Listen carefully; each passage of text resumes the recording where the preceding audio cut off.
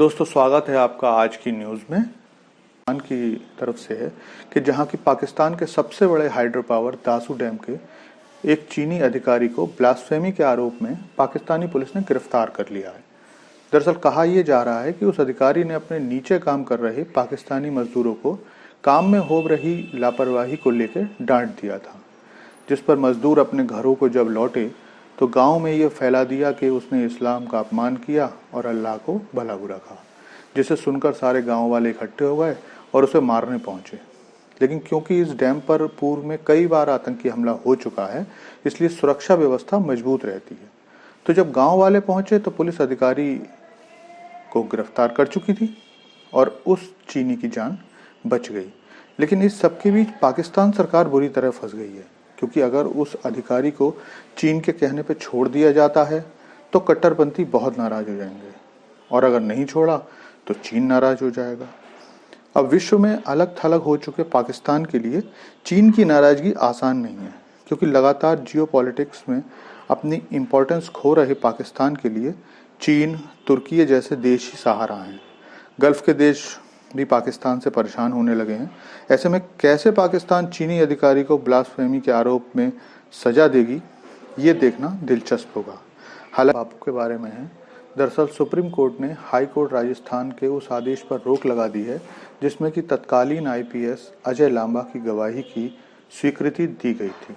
जैसा कि आप सभी जानते हैं कि आसाराम बापू 2013 में नाबालिग से बलात्कार के मामले में जेल में हैं और 2018 में लोअर कोर्ट ने उन्हें आजीवन कारावास की सजा सुनाई थी। इस सजा के खिलाफ आसाराम बापू ने हाई कोर्ट में अपील की और कोर्ट ने सारे निर्णय और सबूतों पर नजर डाली और तत्कालीन एसएसपी श्री अजय लांबा को गवाही देने के लिए बुलाने की रजामंदी भी दे दी। हालांकि लांबा जी उस समय उस एरिया के एसएसपी थे, लेकिन लोअर कोर्ट में उनकी गवाही नहीं हुई थी, जो बड़ा ही आश्चर्यजनक है। लेकिन अब जब हाई कोर्ट ने उन्हें बुलाने की इजाज़त दी तो राजस्थान सरकार के वकील अभिषेक मनु सिंघवी ने इसका विरोध किया और उनके द्वारा लिखित किताब gunning for the godman, the true story behind Asaram Bapu's conviction को ड्रामा भी बताया।